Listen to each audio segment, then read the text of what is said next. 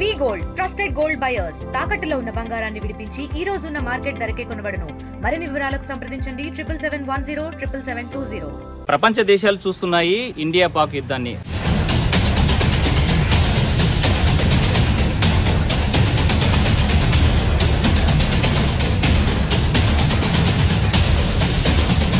ఉమ్మడి కర్నూలు జిల్లా కోయిలకుంట మండలం బిజినేవేముల గ్రామంలో 100 మంది మాజీ సైనికులు, 60 మంది ఇన్ సర్వీస్లో ఉన్నటువంటి సైనికులు ఉన్నటువంటి గ్రామం. ఈ గ్రామం ఈ ప్రస్తుతం జరిగేటువంటి పాక్ యుద్ధంలో పాల్గొన్నటువంటి కొంతమంది సైనికులు ఉన్నారు. అసలు సైనికుల కుటుంబాలు ఏమనుకుంటున్నారు, వాళ్ళ కుటుంబ సభ్యుల యొక్క మనోగతం ఏంటి, మాజీ సైనికుల యొక్క అనుభవాలు ఏంటి అని తెలుసుకోవడానికి మనం ప్రస్తుతం బిజినేవేముల గ్రామానికి వచ్చాం.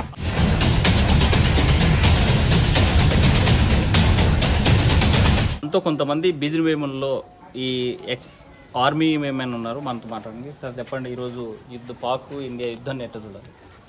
దీన్ని సార్ ఈ పాకిస్తాన్ కుక్కలను ఇప్పటికీ మనం 4 సార్లు యుద్ధం చేశాం సార్. ఇది 4వ సారి. కానీ 4 సార్లలో కూడా మనం ఎప్పుడు విజయమే మన సైడే ఉంది సార్. ఎప్పటికీ మనం గెలుస్తామనే నమ్మకం మాకుంది. మా ఊర్లో ఇప్పుడు ఇన్ సర్వీస్లో ఉన్న పిల్లలకు కూడా నేను అందరికీ టచ్లో ఉన్న వాళ్ళకందరికీ ఫోన్ చేసి చెప్పాను. నేను కూడా అప్పుడు కార్గిల్ యుద్ధంలో పాల్గొన్నాను, మీరేం భయపడొద్దు, అవసరమైతే దేశానికి మన చావు అవసరమైతే దేశానికి 100% సంతోషంగా ఇద్దేద్దాం, కానీ ఇచ్చే ముందర కనీసం మనం ఒక 4గురినైనా చంపి మనం ఇద్దేద్దాం, ఈ ఏంతో మీరు పనిచేయాలని నేను మా పిల్లలకు ఎప్పుడు చెప్తాను ఉంటాను సార్. ఊర్లో వాళ్ళకు వాళ్ళు కూడా చాలా గౌరవంగా ఫీల్ అవుతున్నారు ఎవరైతే ఆపరేషన్లో ఉన్నారు ఇప్పుడు. ఎందుకంటే ప్రతి మనిషి ఆర్మీ పోయిన వాళ్ళకల్లా యుద్ధం చేసే అవకాశం చాలా తక్కువ వస్తుంది సార్. కానీ ఆ అవకాశం అనేది వచ్చినప్పుడే మన ఉద్యోగం చేసినందుకు, మన దేశానికి సేవ చేసినందుకు మనకు చాలా చాలా హ్యాపీగా ఉంటుంది. కళ్ళు మూసుకుంటే మనం చాలా సంతోషంగా ఫీల్ అవుతాం సార్. అది ఉండాలని కోరుకుంటున్నాను సార్ అందరికీ. అంటే బిజినేవేముల గ్రామంలో మొత్తం ఎంతమంది ఈ ఎక్స్ ఆర్మీ మెన్స్ ఉన్నారు? ఇప్పుడు ఇన్ సర్వీస్లో ఎంతమంది ఉంటారు? ఇన్ సర్వీస్లో దాదాపు 25 ఉన్నారు సార్. ఆర్మీ నుంచి రిటైర్ అయిన వాళ్ళు ఈ 25 ఉన్నారు సార్. సిఆర్పిఎఫ్లో కూడా ఒక 16-17 మంది ఉన్నారు సార్. అండ్ ఎందుకోసమని ఈ గ్రామం నుంచి ఇంతమంది దాకా ఉన్నారండి? ఇక్కడ ఇన్స్పిరేషన్ వచ్చేసి మా అబ్బగారు, అంటే మా నాన్న వాళ్ళ నాన్నగారి టైంలో వెంకటపతి అని ఒక ఆయన ఇక్కడి నుంచి వెళ్ళాడు. అప్పుడు ఆయన చైనాతో యుద్ధం చేశాడు, 2వ ప్రపంచ యుద్ధం కూడా చేశాడు. ఆయన తర్వాత మా పెద్దవాళ్ళు వెళ్ళారు 2-3. నా వాళ్ళని ఇన్స్పిరేషన్ తీసుకొని 1 by 1 అట్లా వెళ్ళుకుంటా ఒక ఆదర్శం అన్నమాట. దేశానికి సేవ చేయాలా, మా సీనియర్స్ వెళ్ళారు, మేము కూడా వెళ్ళాలా అని ఆలోచన పిల్లలకు ఉంటుంది. మేము కూడా రిటైర్మెంట్ అయినా కాబట్టి మేము కూడా చెప్తా ఉంటాము. ఎందుకంటే ఆర్మీలో మనం జాబ్ చేసినామంటే మన బతుకులు మారుతాయి. ఎందుకంటే రాయలసీమలో ఎప్పుడు ఫ్యాక్షనిస్టులు అవి కాకుండా చదువు రావడం వల్ల, దేశానికి సేవ చేయడం వల్ల మనకు డబ్బు వస్తుంది. ఆ డబ్బు వల్ల మనం బతుకుదెరుగు ఏర్పడుతుంది. బతుకుదెరుగు వల్ల ఏమవుతుందంటే ఈ అక్కడ వాళ్ళ దగ్గరికి పోయి ఫ్యాక్షనిస్ట్ కాకుండా మన విలేజ్కి, మన రాష్ట్రానికి, మన దేశానికి గౌరవంగా మా ఊరు ఆదర్శంగా నిలుస్తున్నందుకు చాలా సంతోషంగా ఉంది. అంటే పాకిస్తాన్ కుక్కలు నిన్నటిదాకా వాళ్ళ ప్రభుత్వము అమెరికా కాళ్ళు పట్టుకొని మన ఇండియా ప్రధానితో చర్చలు జరపడం నుంచి ప్రాధాయపడింది. కానీ దొంగచాటున గంట తర్వాత ఆర్మీ దాడి చేయని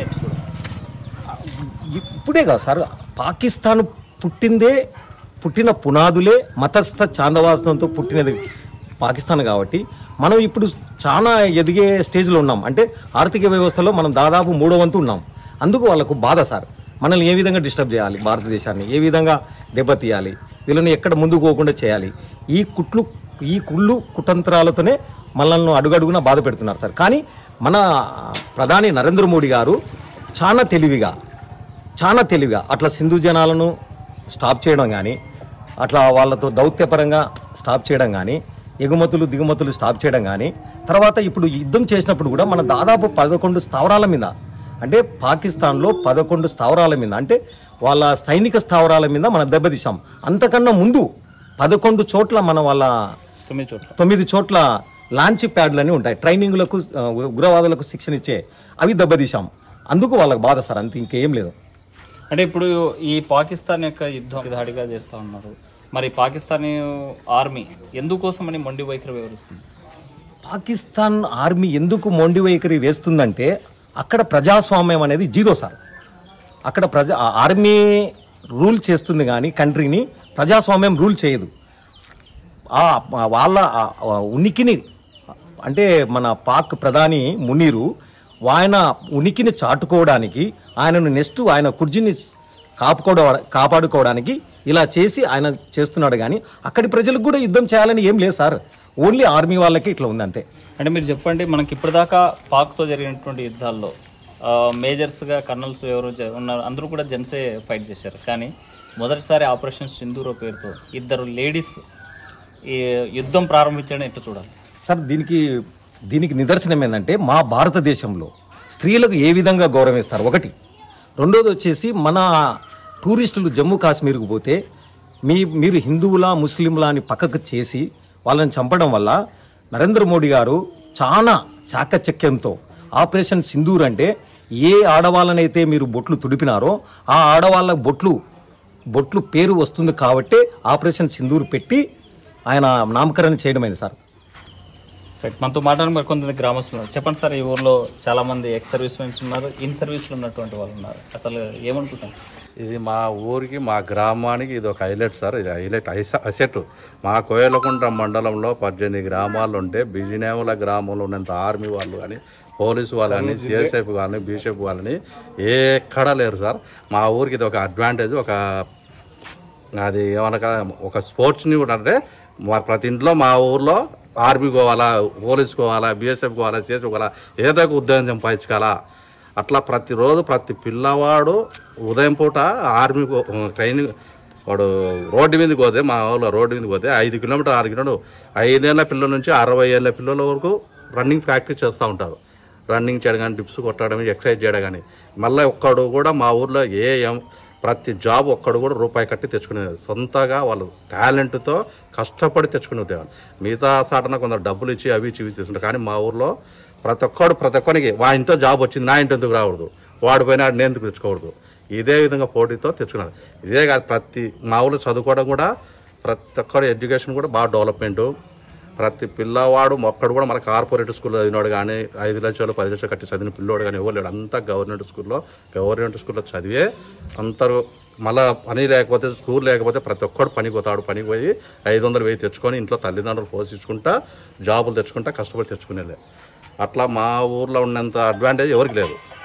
అదొక ఇన్స్పిరేషన్ అన్నమాట. అంటే ఒకసారి చెప్పండి, మీరు మామూలుగా ఒకే కొడుకున్నటువంటి పిల్లలు ఆర్మీలో ఉన్నారు. అవును. 2-3 ఉన్నటువంటి అనంతపురం పిల్లలు ఉన్నారు. ఎట్లా చూడాలి? అదే సార్, ఇంకా అది మా అదృష్టం అనుకోవాలి, పిల్లల అదృష్టం, మా ఊరు అదృష్టం అనుకోవాలి. అట్లా పోవడం అనేది కచ్చరు కార్పణ్యాలకు దూరంగా ఉండడము, ఒక బతుకుదేరు మాదిరి పిల్లలను తల్లిదండ్రులను చూసుకోవడం. ఇంట్లో వాళ్ళు వచ్చినప్పుడు ఆ సంవత్సరానికి 2 సార్లు 3 సార్లు వస్తారు గ్రామానికి. వచ్చినప్పుడు వాళ్ళు తిరుగుతూ ఉంటే ఎంత హ్యాపీగా ఉంటుంది, అంత హ్యాపీగా ఉంటుంది. మనతో మాట్లాడి మరి కొంతమంది చెప్పండి పెద్ద, ఈ ఊర్లో బోర్డర్లు ఉన్నారు కదా, ఏమనుకుంటున్నారు? ఏం లేదు, సంతోషం. మా వాళ్ళు దేశం కోసం ఏ త్యాగం చేయడానికి సిద్ధమే సార్. ఆ డిపార్ట్మెంట్లో ఉండే వాళ్ళ మాకు కొడుకైతాడు కాదు, మా తరపుని మా బామ్మర్దే పంపించాడు. మా కొడుకు పోలేకపోయా, కాకపోతే మా తమ్ముడు కొడుకుని పోయినాడు. మాకు చాలా సంతోషంగా ఉంది. మా దేశం కోసం ఎంత దూరం వెళ్తాం సార్, ఇబ్బంది ఏం లేదు. ఇప్పుడు మీ రాజు బోర్డర్లో ఉన్నారు, మాకు సంతోషం. మాకు ఏం కాదు, మా రాజు ధైర్యంగా నిలబడతాడు, క్షేమంగా వస్తాడని మా ధైర్యం, ఇబ్బంది లేదు. దేశం కోసం ఏమి ఇబ్బంది లేదు, సంతోషం. మనం కొంతమంది ఆర్మీకి సంబంధించిన కుటుంబ సభ్యులతో మాట్లాడదాం, వాళ్ళు ఏమనుకుంటారో ఒకసారి చూద్దాం. నాగప్రసాద్ అనేటువంటి ఆర్మీ జవాన్ ఈ ఇంటి నుంచే ఈ దేశ సైన్యానికి వెళ్ళినటువంటి పరిస్థితి ఉంది. ఆ కుటుంబ సభ్యులు ఎవరు కోసం ఈ జరిగేటువంటి యుద్ధంలో కూడా పాల్గొంటున్నారంటే మనకు ఉన్నటువంటి సమాచారం. ముందుగా ఆమె తల్లితో మాట్లాడదాము. ఏమ్మా, మీ కొడుకు ఎక్కడ ఉన్నాడు, ఎలా అది గుజరాత్, ఇంత చెన్నైలో ఉన్నాడు. చెన్నై నుంచి తొందర ఫోన్ వచ్చింది అన్నాడు. ఫోన్ వచ్చింటే అక్కడికి పోయినాడు గుజరాత్. ఎప్పుడు ఫోన్ వచ్చిందమ్మా? ఫోన్ అంటే ఈ పొద్దు దినం ఆదివారం వచ్చింది అంటే ఆదివారం పోయినాడు అక్కడికి. ఇల్లు ఇక్కడికి ఫ్యామిలీ మళ్ళీ ఇక్కడికి వచ్చినాడు. ఏమని ఫోన్ వచ్చింది?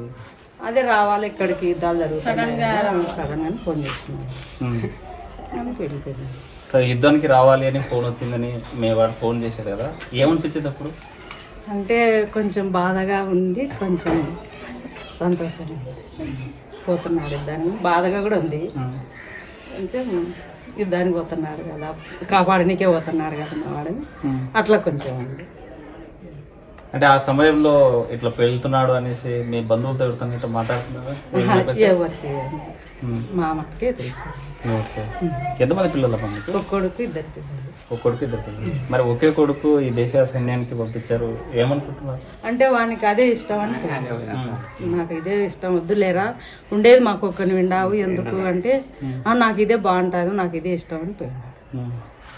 మరి పాకిస్తాన్ కుక్కల్ని కాల్చి మన వాళ్ళు చంపేస్తున్నారు కదా, అసలు గర్వంగా ఫీల్ అవుతున్నారు? గర్వంగా ఫీల్ అవుతున్నాం, గర్వంగా బాధపడుతున్నాం. బాధగా ఉంది. బాధ ఎందుకంటారు? ఎందుకు ఉండదు అంత కాల్స్తుంటే ఎందుకు బాధ ఉండదు. వాళ్ళు పోవడం మనం వీళ్ళు పోవడం అంత బాధే కదా. బాధగా ఉంది, కొంచెం సంతోషంగా ఉంది. మనం పక్కన జిల్లా సత్యసాయి జిల్లాలో మన మురళీ నాయక్ అది ఈ రోజే చూసిన నాకు చూపించకున్నారు. ఈరోజు చూసి వాళ్ళ బాధ మన వాళ్ళకు ఒక అబ్బాయి కదా అని బాధపడుతుంటే నాకు కూడా కొంచెం నీళ్ళు వచ్చినాక. అంటే ఈ ఊరు నుంచి ఎక్కువ మంది సైనికులు వెళ్తుంటారంట, అంటే అట్లా ఇన్స్పైర్ అయ్యలేడా లేకపోతే ఏం చెప్పేవాడు మీ వాడు? మా వాడు బాగుంటుంది, మా అక్కడే బాగుంటుంది, నాకు ఇక్కడికన్నా మీరు వచ్చిన నాకు అక్కడనే బాగుంటుంది అని అంటాడు. అంతవరకే చెప్తుంటాడు. ఈ మధ్య ఏమన్నా మాట్లాడా ఈ 2-3 రోజులు? ఈ రోజే మాట్లాడారు. ఏమన్నా బాగుందా సార్ అంటే బాగుందేమో నాకు అంటే ఏమో యుద్ధాలు జరుగుతున్నాయంటారా బాగుండదు అంటే లేదులేమో బంద్ చేసినారు బాగుండదు వచ్చి ఒక నెల అట్లా అవుతుందో వారం అవుతుందో పంపించడం.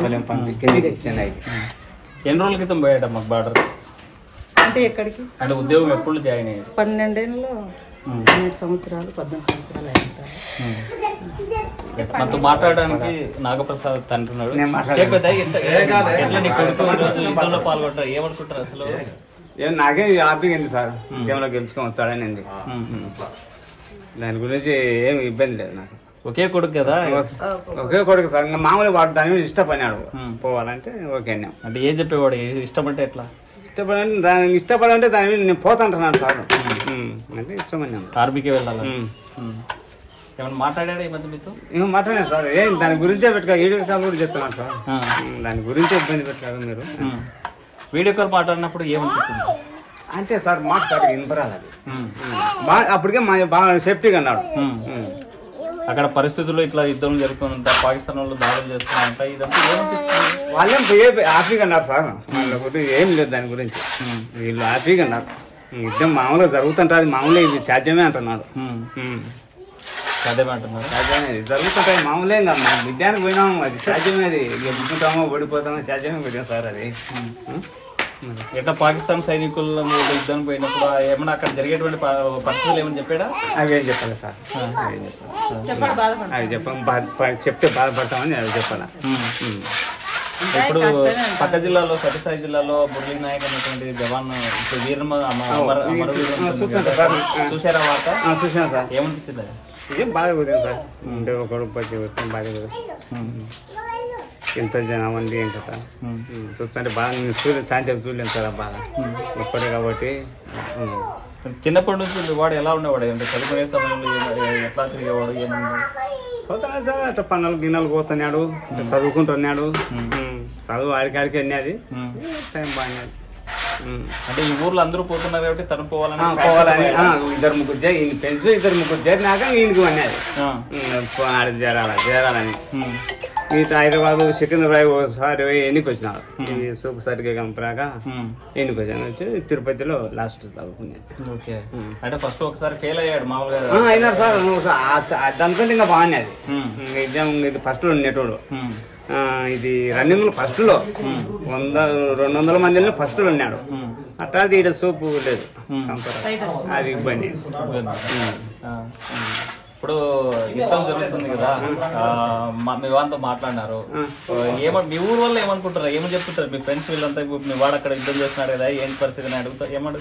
వాళ్ళేం చెప్పలేదు సార్, వాళ్ళ పెంచు పెద్ద నాకు పరిచయం ఉండదు. అంటే మీ ఊర్లో మీ ఫ్రెండ్స్ మామూలుగా జరుగుతుంటే ఏం కాదులే అంటున్నారు. అందులో కూర్చున్నప్పుడు మాట్లాడుతుంటారు, ఏమంటారు ఏం కాదులే ఏమంటుంటారు.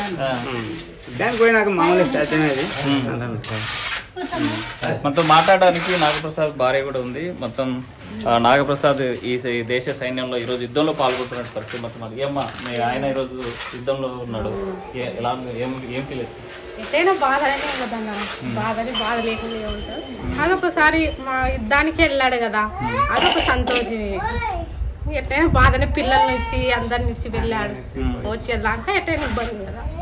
ఎందుకు ఇబ్బంది ఎందుకు ఫీల్ అవుతున్నారు? ఎట్టైనా ఫీల్ కదన్నా.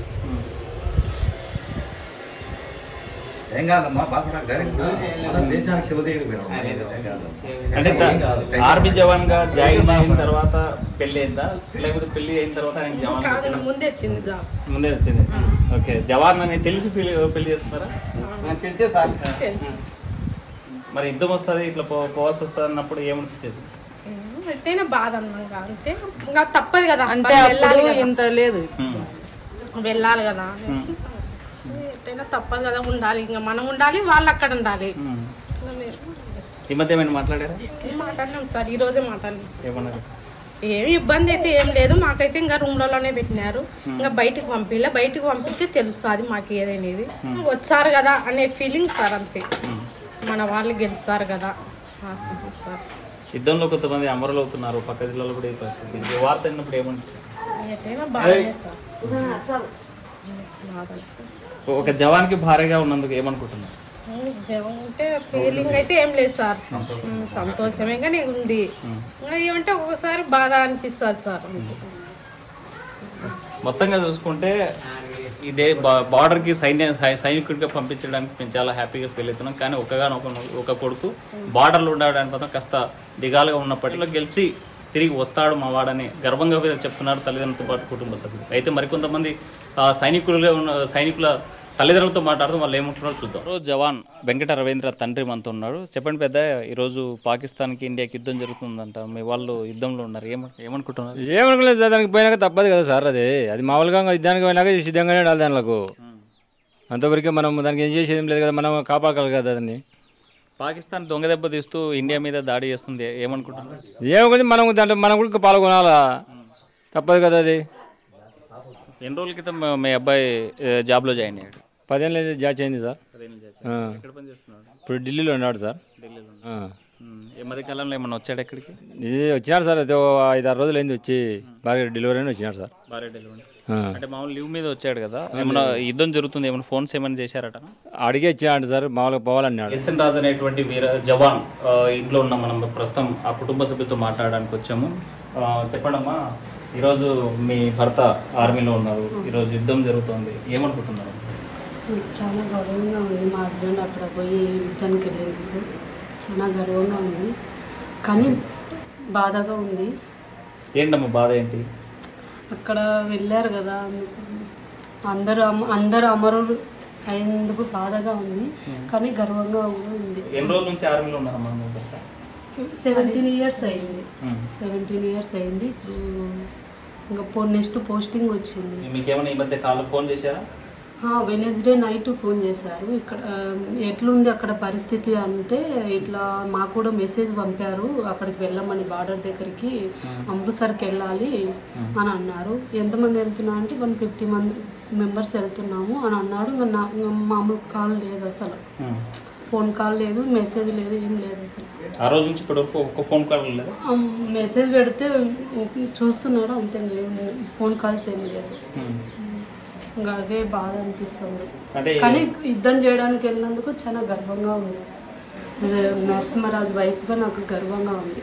ఇప్పుడు ఈ రోజు యుద్ధంకి వెళ్తున్నాను, మేము ఇక్కడ నుంచి 150 మంది వెళ్తున్నాము అని వెనస్డే నైట్ చాలా బాధగా అనిపించింది, కానీ గర్వంగా అనిపించింది.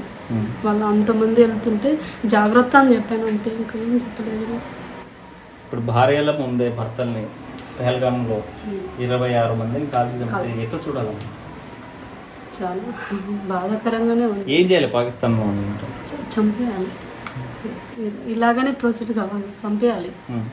నిన్న మొన్న పేపర్లో పట్టణ సత్యసాయి జిల్లాలో మురళీ నాయక్ అనేటువంటి అపర జవాన్ చూసాం. అసలు ఆ వార్త విన్న తర్వాత ఏమనిపిస్తుంది? చాలా వాళ్ళ అమ్మ నాన్న పడే బాధ ఇట్లాంటిదో తెలుసు, కానీ వాళ్ళ అమ్మ వాళ్ళు చెప్పే విధానం గర్వంగా ఉంది అని చెప్తుంటే నాకు కూడా అదే ఫీలింగ్ అనిపిస్తుంది. నిమిషానికి అప్డేట్స్ వస్తున్నాయి. ఈ అప్డేట్స్ విన్న ప్రతిసారి ఇంకేమనిపిస్తుంది?